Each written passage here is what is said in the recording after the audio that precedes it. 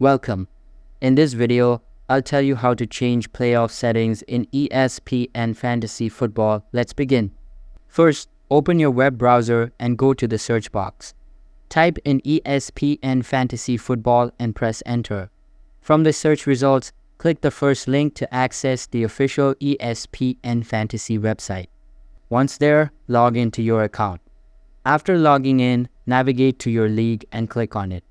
At the top of the screen, you'll see multiple options. Hover over the League tab. A drop-down menu will appear from there. Click on Settings. You'll now be on the Settings page. Scroll down until you see a section called Playoff Bracket Setup. Click on the Edit button next to it. Here, you can view and modify your playoff settings. You can adjust various options like the number of playoff teams, the number of weeks for the playoff rounds, and settings for the championship match. Customize these options according to your league's preferences. Once you've made your changes, be sure to save the settings. That's all you need to do to change the playoff settings in ESPN Fantasy Football. That's it for this video. Thanks for watching.